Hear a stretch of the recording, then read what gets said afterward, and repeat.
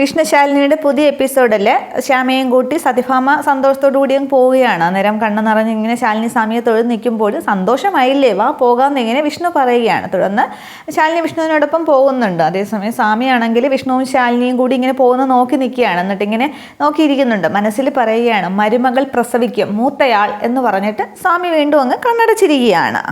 തുടർന്ന് രോഹിത് വന്നിട്ട് സത്യഭാമയെ ഫോൺ ചെയ്യുന്നുണ്ട്. ഞാനിവിടെ എത്തിയെന്നും പറഞ്ഞ് വിഷ്ണുവിൻ്റെ ജീപ്പുമായിട്ടാണ് രോഹിത് വരുന്നത്. അന്നേരം അവർ ശ്യാമയും സത്യഭാമയും കൂടി രോഹിത്തിൻ്റെ അടുത്തേക്ക് വരുമ്പോൾ ശാരദാമ്മയോട് പറഞ്ഞിട്ടില്ലേ ചോദിക്കുകയാണ്. അന്നേരം പറയാതെ പിന്നെ മകളെ പ്രസവത്തിന് കൊണ്ടുവന്നാക്കുന്നത് ഞാൻ നേരത്തെ വിളിച്ച് പറഞ്ഞിട്ടുണ്ടെന്ന് പറയുകയാണ്. അന്നേരം സത്യഭാമ ശ്യാമയും കൂട്ടി ശാരദാമ്മയുടെ വീട്ടിലേക്കാണ് പോകുന്നത്. തുടർന്ന് വിഷ്ണു എവിടെയെന്ന് ഇങ്ങനെ രോഹിത് ചോദിക്കുമ്പോൾ കാർ എടുക്കാൻ പോയിരിക്കുകയാണ്, ഹോട്ടലിൽ എന്തോ അത്യാവശ്യം എന്ന് പറയുന്നുണ്ട്. തുടർന്ന് വിഷ്ണു ആ കാറുമായിട്ട് വന്ന് കാറിൽ നിന്ന് ഇറങ്ങുകയാണ്. തുടർന്നും വിഷ്ണു പറയുകയാണ് അമ്മ എനിക്ക് ഹോട്ടലിൽ അത്യാവശ്യം അതുകൊണ്ടാണ്, ഇല്ലെങ്കിൽ ഞാൻ കൂടെ വന്നേനെന്ന് പറയുകയാണ്. അന്നേരം അത് സാരമില്ല എന്ന് സത്യഭാമ പറയുമ്പോൾ ശരി എങ്കിൽ പോയിട്ട് വാ എന്ന് പറഞ്ഞിട്ട് ശ്യാമയുടെ തോളിലേക്ക് ഇങ്ങനെ വിഷ്ണു തട്ടുന്നുണ്ട്. തുടർന്ന് വിഷ്ണുവിൻ്റെ ആ കാറിൻ്റെ കീ വാങ്ങിച്ചിട്ട് രോഹിത് സത്യഭാമയെ ശ്യാമയും കൊണ്ടങ്ങ് പോവുകയാണ്. തുടർന്ന് ജീപ്പിൻ്റെ അവിടെ വിഷ്ണു ഇങ്ങനെ നിന്നിട്ട് ഇങ്ങനെ നോക്കുകയാണ്. അന്നേരം മതിലിൻ്റെ പുറകിൽ മറന്ന് ശാലിനി ഇങ്ങനെ എത്തി നോക്കുമ്പോൾ വാ വാ വേഗം വാ എന്ന് വിളിക്കുകയാണ്. തുടർന്ന് തൻ്റെ വീട്ടിലേക്ക് പോയിരിക്കുകയാണ് ശ്യാമയും കൂട്ടി എന്ന് പറയുമ്പോൾ അമ്മയോട് സത്യാമ്മ വിളിച്ച് പറഞ്ഞിരുന്നു ഇന്നോ നാളെയോ ശ്യാമയും കൂട്ടി പ്രസവത്തിന് കൊണ്ടുവരാനായിട്ട് വരുമെന്ന്. അപ്പോൾ സത്യാമ്മ നോക്കിയപ്പോൾ ഇന്നാണ് നല്ല ദിവസമെന്ന് തോന്നിക്കാണും, അതാകും വന്നതെന്ന് പറയുമ്പോൾ അതൊക്കെ അവിടെ നിൽക്കട്ടെ, സമയം കളാതെ താൻ വേഗം വണ്ടിയിലോട്ട് കയറ് എന്ന് പറയുമ്പോൾ ശാലിനി വണ്ടിയിലേക്ക് കയറുന്നുണ്ട്. തുടർന്ന് അവർ വണ്ടി എടുത്ത് പോവുകയാണ്. ഇതേസമയം കാറിൽ പോകുന്ന സത്യഭാമയാണെങ്കിൽ സ്വാമി പറഞ്ഞ കാര്യങ്ങൾ ഓർത്തങ്ങ് സന്തോഷിക്കുകയാണ്. തുടർന്ന് ശ്യാമയുടെ വിഷമിച്ച മുഖം കണ്ടിട്ട് എന്താ മോളെ എന്നിങ്ങനെ ചോദിക്കുമ്പോൾ ഒന്നുമില്ല സത്യാമ്മയെന്നും പറഞ്ഞിട്ട് ശ്യാമ അങ്ങ് ഇരിക്കുകയാണ്. അതേസമയം കാറിൽ പോകുന്ന ശാലിനി അങ്ങ് ജീപ്പിൽ പോകുന്ന ശാലിനി ഇങ്ങനെ ആലോചിച്ചുകൊണ്ടിരിക്കുകയാണ്. അന്നേരം അപ്പോൾ ഇയാൾ ചുളുവിൽ അമ്മയുടെ അനുഗ്രഹം വാങ്ങിച്ചെടുത്തു അല്ലെന്നല്ലേ എന്ന് ചോദിക്കുമ്പോഴും വിഷ്ണു ചോദിക്കുമ്പോഴും ശാലിനി ആണെങ്കിൽ ഒന്നും അങ്ങോട്ട് മിണ്ടുന്നില്ല. ഇയാൾ എന്താ ഇങ്ങനെ വിഷമിച്ചിരിക്കുന്നത്, ശ്യാമയെ പ്രസവത്തിന് അയച്ച കാര്യം ആലോചിച്ചിട്ടാണോ, അതൊന്നും ഓർമ്മിക്കണ്ട, അതൊക്കെ അങ്ങ് വഴിയെ നടന്നോളും എന്നൊക്കെ വിഷ്ണു ചിരിച്ച് കാര്യമായിട്ട് സംസാരിക്കുന്നുണ്ട്. പക്ഷെ ശാലിനി ആണെങ്കിൽ ആകെ വിഷമിച്ച് സീറ്റിൽ ഇങ്ങനെ ചാരിയിരിക്കുകയാണ്. ഇതേസമയം ശാരദാമ്മ അതൊക്കെ വൃത്തിയാക്കുകയാണ്. കസേരയൊക്കെ പൊടിയൊക്കെ തുടച്ച് വൃത്തിയാക്കുമ്പോൾ ശാന്ത വന്ന് ഊണിൻ്റെ കാര്യമൊക്കെ ചോദിക്കുന്നുണ്ട്. അവർ എത്ര പേരുണ്ടാകും ചോദിക്കുമ്പോൾ പ്രസവത്തിന് കൊണ്ടുവരുന്ന ചടങ്ങല്ലേ ഒട്ടും കുറയ്ക്കണ്ടെന്നൊക്കെ പറയുമ്പോൾ രോഹിത് കാർ മുറ്റത്തേക്ക് കയറുകയാണ്. അതിന് കാറിൻ്റെ ശബ്ദം കേട്ടല്ലോ അവരാണോ എന്ന് ഇങ്ങനെ ശാരദാമ്മ ചോദിക്കുമ്പോൾ ഞാൻ പോയി നോക്കിയിട്ട് വരാമെന്നും പറഞ്ഞ് ശാന്ത പുറത്തേക്ക് ഇറങ്ങി നോക്കുന്നുണ്ട്. അന്നേരം അവരാണെന്ന് കണ്ടിട്ട് ശാരദാമ്മയോട് ചെന്ന് പറയുകയാണ്. അതേസമയം കാറിൽ നിന്ന് ഇറങ്ങിയിട്ടും ശ്യാമയുടെ മുഖത്തൊരു തെളിച്ചു ഇല്ല. അന്നേരം സത്യഭാമ ചോദിക്കുന്നുണ്ട് എന്താ മോളെ എങ്ങനെ വിഷമിച്ച് എന്ന് പറഞ്ഞിട്ട് രോഹിത് ഇങ്ങനെ ശ്രദ്ധിക്കുകയാണ്. അപ്പോൾ സത്യഭാമ വിചാരിക്കുന്നത് ശ്യാമയ്ക്ക് രോഹിത്തിനെ പിരിയുന്നുള്ള വിഷമം കൊണ്ടാണെന്ന്. അന്നേരം ഇവനെ പിരിയുന്നതുകൊണ്ട് ആലോചിച്ചിട്ടാണോ, ഇവൻ ഇടയ്ക്കിടയ്ക്ക് വന്ന് മോളെ കണ്ടോളും, ഇതിപ്പോൾ ഒരു ചടങ്ങായതുകൊണ്ടാണ്, അല്ലെങ്കിൽ മോളെ ഇവിടേക്ക് വിടാനായിട്ട് എനിക്കൊരു ഇഷ്ടവുമില്ലായിരുന്നു, പ്രസവവും പ്രസവരക്ഷയും ഒക്കെ അവിടെ തന്നെ മതിയായിരുന്നു എന്നൊക്കെ പറഞ്ഞുകൊണ്ടിരിക്കുമ്പോൾ ശാരദാമ്മ പുറത്തേക്ക് ഇറങ്ങി വരുന്നുണ്ട്. സത്യാമ്മ വന്നോന്നും പറഞ്ഞിട്ട്. തുടർന്ന് അമ്പലത്തിലൊന്ന് പോയി ഈശ്വരൻ്റെ അനുഗ്രഹം വേണമല്ലോ. പിന്നെ വേറൊരു സംഭവം ഉണ്ടായി. ത്രികാലജ്ഞാനിയെ ഒരു സ്വാമിയെ കണ്ടു. സ്വാമിയോട് ശ്യാമയുടെ സുഖപ്രസവത്തെക്കുറിച്ചും കുഞ്ഞിനെ കുറിച്ചും ഒക്കെ അന്വേഷിച്ചു എന്ന് പറയുമ്പോൾ ശാരദാമ്മ അങ്ങ് അന്തം വിടുകയാണ്. അന്നേരം സ്വാമി എന്താ പറഞ്ഞതെന്ന് ചോദിക്കുമ്പോൾ മരുമകൾക്ക് സുഖപ്രസവമായിരിക്കും, സീതാദേവിയെ പോലുള്ള ഒരു കുഞ്ഞ് നമ്മുടെ വീട്ടിൽ ഓടിക്കളിക്കും എന്നിങ്ങനെ സത്യഭാമ സന്തോഷത്തോടു കൂടി സ്വാമി പറഞ്ഞായിട്ട് പറയുകയാണ്. അന്നേരം ശാരദാമ്മ അങ്ങ് ആകെ വിഷമിക്കുകയാണ്. എന്നാലും എങ്ങനെയെന്നൊക്കെ ഇങ്ങനെ ശാരദാമ്മ ആലോചിച്ച് നിൽക്കുന്നുണ്ട്.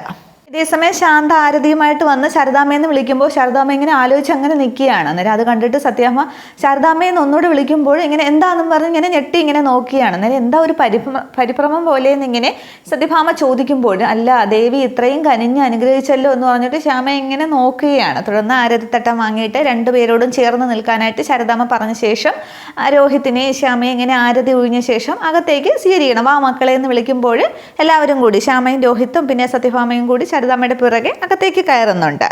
തുടർന്ന് അകത്ത് കയറിയിരുന്ന ശേഷം സത്യഭാമ പറയുന്നുണ്ട് പ്രീതിയെയും വിഷ്ണുവിനെയൊക്കെ കൂട്ടി വരാമെന്ന് വിചാരിച്ചതാണ്. വിഷ്ണുവിന് ഹോട്ടലിലാണെങ്കിൽ തിരക്ക്, പിന്നെ പ്രീതിക്കാണെങ്കിൽ ഒരു സ്ഥലത്ത് പോകണമെങ്കിൽ 3 പേരുടെ മെനക്കെടുത്താണ്, കുഞ്ഞും അർജുനുമൊക്കെ. പിന്നെ വസുമതി ആണെങ്കിൽ ഒരേ കിടപ്പാണ്, സഹായത്തിന് ആളിനെ കിട്ടിയില്ല എന്നൊക്കെ പറയുമ്പോൾ ഇപ്പോൾ എങ്ങനെയുണ്ട് വസുമതിയുടെ അവസ്ഥ എങ്ങനെയുണ്ട് എന്നൊക്കെ ചോദിക്കുമ്പോൾ കിടപ്പ് തന്നെയാണ്, ആരെയും വിശ്വസിച്ച് കൂടെ നിർത്താൻ പറ്റില്ലല്ലോ എന്നൊക്കെ വസുമതിയുടെ കാര്യമൊക്കെ അവിടെ പറയുന്നുണ്ട്.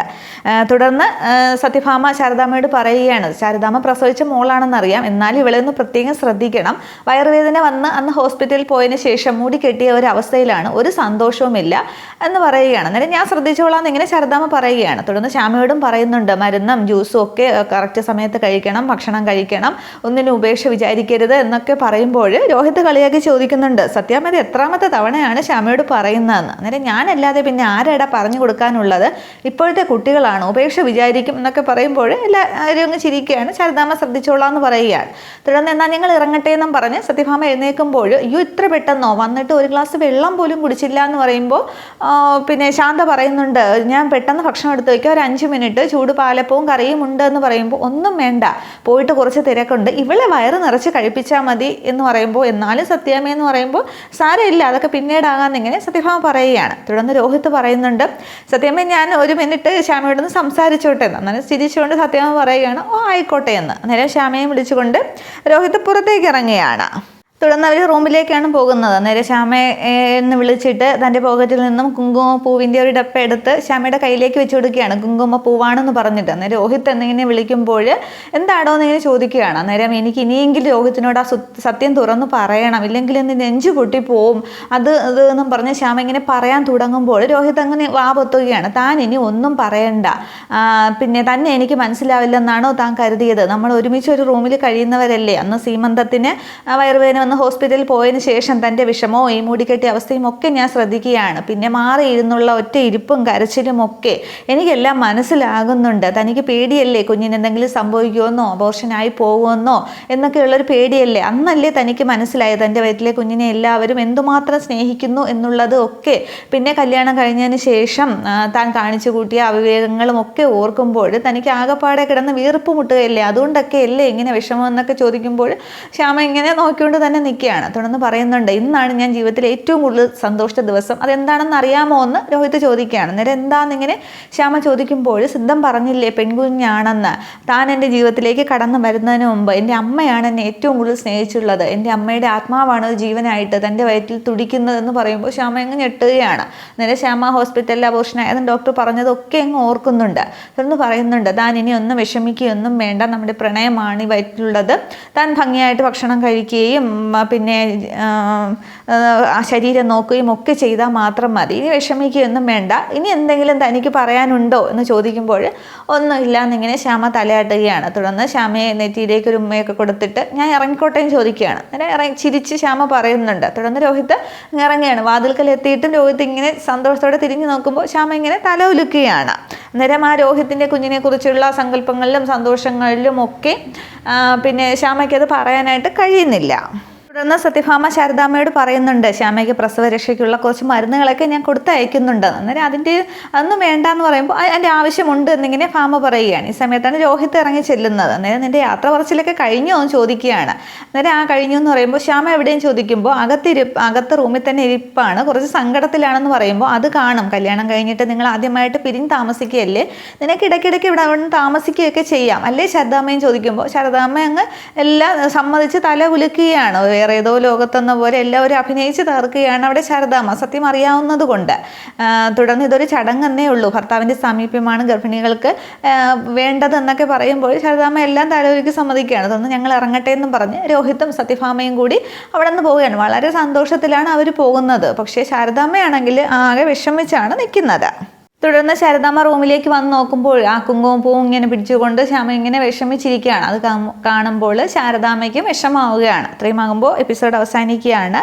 ഇനിയിപ്പോൾ എല്ലാം പെട്ടെന്നാണെന്ന് തോന്നുന്നു. അതൊക്കെ എങ്ങനെയാണെന്ന് നമുക്ക് അടുത്ത എപ്പിസോഡിൽ കാണാം. Okay, thank you.